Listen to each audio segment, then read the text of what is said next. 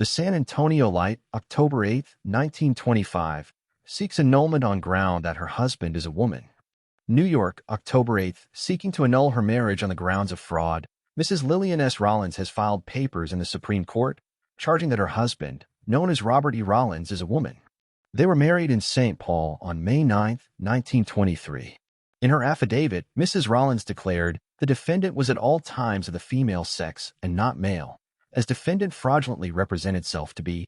A small amount of additional information appeared in the October 8, 1925 issue of the St. Paul, Minnesota Pioneer Press, which states that Robert was a vaudeville performer who performed under the stage name Billy Tempest.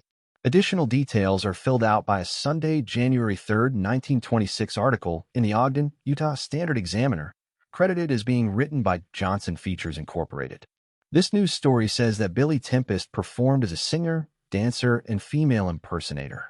Female impersonators were somewhat popular on the vaudeville circuit at the time, as exemplified by Julian Eltinge, who made a living performing as a woman and even performed before England's King Edward VII.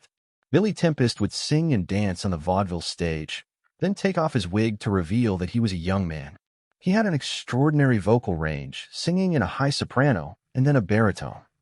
He also won a legion of female admirers by doing an impression of the Prince of Wales, the one who later became King Edward VIII and then abdicated his throne to marry an American.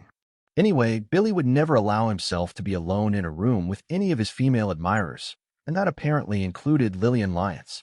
According to the Ogden Standard Examiner, Lillian and Billy had one public date and a brief kiss before Lillian announced her intentions to marry Billy.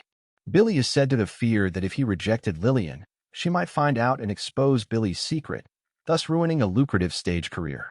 So they married, with Billy fully expecting the marriage to be annulled, since same-sex marriages weren't legal anywhere in the 1920s. The couple never lived together. The story of Billy Tempest bears some similarity to the story of the stage magician Chung Ling Soo, a popular act in Europe in the early 20th century. When a bullet catch trick went wrong on stage in 1918, the performer, who allegedly spoke only Chinese and communicated to the press through an interpreter, was revealed to be a Caucasian New Yorker named William Ellsworth Robinson. Sadly, Robinson was fatally shot during that mishap. Don't forget to like, sub, and visit aeess.com, sign up for our newsletter, and receive one free MP3 audiobook download.